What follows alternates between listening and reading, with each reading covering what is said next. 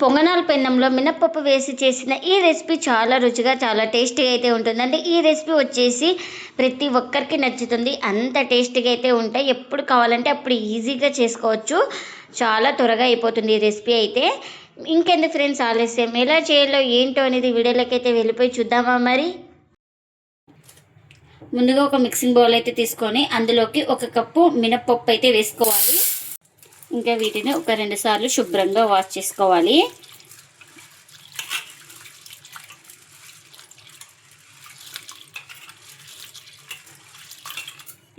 ఇంకా ఇలా వాటర్ని వంపేసుకున్న తర్వాత ఇప్పుడు ఇందులో మునిగే వరకు మంచినీళ్ళు అయితే వేసుకోవాలి.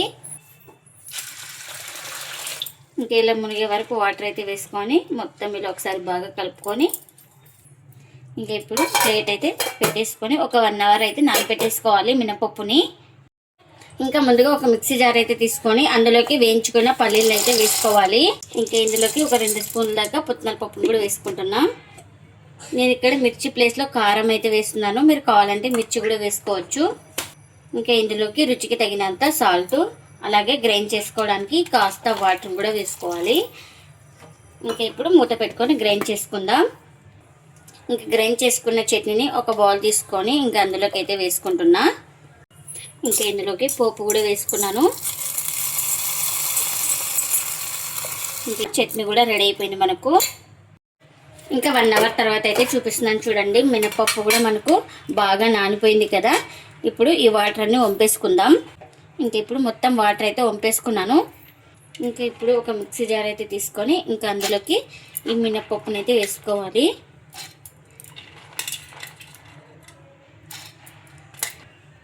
ఇంకా ఇప్పుడు ఇందులోకి గ్రైండ్ చేసుకోవడానికి కొద్దిగా వాటర్ని అయితే వేసుకోవాలి. ఇప్పుడు మూత పెట్టుకొని స్మూత్గా గ్రైండ్ చేసుకుందాం. ఇంకా స్మూత్గా గ్రైండ్ చేసుకున్న తర్వాత ఒక మిక్సింగ్ బౌల్లోకి అయితే తీసుకుంటున్నాను. ఇలా స్మూత్గా గ్రైండ్ చేసుకోవాలి. ఇంకా ఇప్పుడు ఇందులోకి రుచికి తగినంత సాల్ట్ని వేసుకుంటున్నా. అలాగే ఒక 1/4 టీ స్పూన్ దాకా వంట సోడాను కూడా వేసుకోవాలి. ఇంకా ఇప్పుడు ఇందులోకి చిన్నగా కట్ చేసుకున్న ఉల్లిపాయ ముక్కలు కూడా వేసుకోవాలి. అలాగే చిన్నగా కట్ చేసుకున్న మిర్చి కూడా వేసుకోవాలి.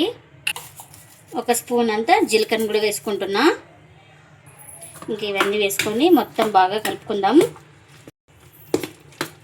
చూడండి మొత్తం ఇలా బాగా కలిపేసుకోవాలి. మనకు ఈ బ్యాటర్ వచ్చేసి పొంగనాల బ్యాటర్ ఎలా ఉంటుందో ఆ బ్యాటర్ లాగా ఉండాలి. చూడండి బ్యాటర్ అయితే పర్ఫెక్ట్గా సరిపోయింది మనకు. ఎక్కడ వాటర్ అయితే వేయలేదు. గ్రైండ్ చేసుకునేటప్పుడు ఒకటే వాటర్ అయితే వేసుకున్నా. ఇంకా మనకు బ్యాటర్ అయితే రెడీ అయిపోయింది. ఇంకా నేను ఇక్కడ పొంగనాల పెన్నం కూడా పెట్టేసుకున్నాను. పెన్నం కూడా హీట్ అయింది.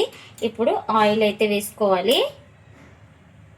కొంచెం కొంచెం ఆయిల్ అయితే వేసుకోవాలి. మీరు ఇష్టం ఉంటే బటర్ కానీ గీ కానీ ఏదైనా వేసుకోవచ్చు. నేను ఇక్కడ ఆయిల్ అయితే వేస్తున్నా. ఇంకా మనం బ్యాటర్ని వేసుకునేటప్పుడు పిండి మొత్తాన్ని ఒకసారి బాగా కలుపుకొని ఇలా ఫిల్ చేసుకోవాలి.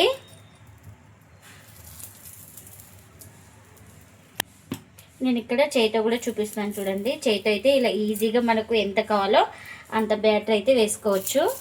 ఇంకా మనకు ఈ బ్యాటర్ వచ్చేసి కొంచెం థిక్నెస్గానే ఉంటుంది కాబట్టి ఇంకా ఇలా చేయితో ఈజీగా వేసుకోవచ్చు. చూడండి ఇలా ఫిల్ చేసుకోవాలి మొత్తం. ఇంకా చూడండి మొత్తం ఇలా అన్నీ ఫిల్ చేసుకున్నాను. ఇంకా ఇప్పుడు ఇక్కడ ప్లేట్ అయితే కవర్ చేసుకోవాలి. ఇలా కవర్ చేసుకోవడం వల్ల మనకు ఈక్వల్గా కాలుతుంది. ఇంకా ఇప్పుడు 1 నిమిషం తర్వాత చూడండి ఇలా పైన మొత్తం తడి అయితే ఆరిపోయింది కదా. మనం ఇంకా ఈ పొంగనాలు అయితే ఇంకొక వైపు అయితే ఇలా టర్న్ చేసుకోవాలి. చూడండి ఇలా స్పూన్ పెట్టగానే ఈజీగా మనకు తిరుగుతున్నాయి.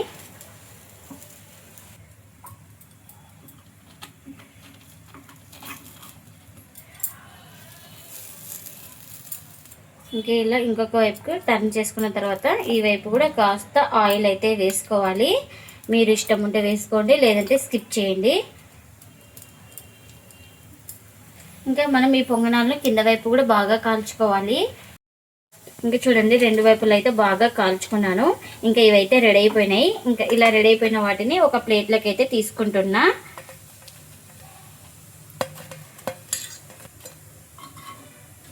చూడండి ఇలా 2 వైపులా కాల్చుకుంటేనే మనకు ఈ పొంగనాలు అనేది చాలా టేస్టీగా ఉంటాయి. మనం మంటను లో ఫ్లేమ్లోనే పెట్టుకొని కాల్చుకోవాలి రెండు వైపులా బాగా. ఇంకా మిగిలిన వాటిని కూడా ఇలానే వేసుకోవాలి. ఫస్ట్ ముందుగా కొంచెం కొంచెం ఆయిల్ అయితే వేసుకొని ఇంకా మొత్తం అన్నీ ఇలా ఫిల్ చేసుకోవాలి.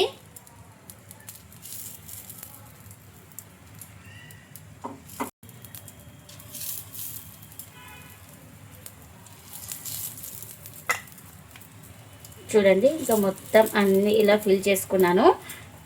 ఇంకా ఇప్పుడు మూత అయితే కవర్ చేస్తున్నా. ఇంకా మనకు ఇలా ప్లేట్ కవర్ చేయడం వల్ల మనకు త్వరగా కాలుతాయి. చూడండి ఈక్వల్గా అన్నీ. ఇంకా ఇప్పుడు వీటిని ఒక సైడ్ కాలినాయి కదా, ఇంకొక వైపుకి అయితే ఇలా టర్న్ చేసుకోవాలి. ఇంకా మనం స్లిమ్లోనే పెట్టుకుంటే బాగా కాలుతాయి.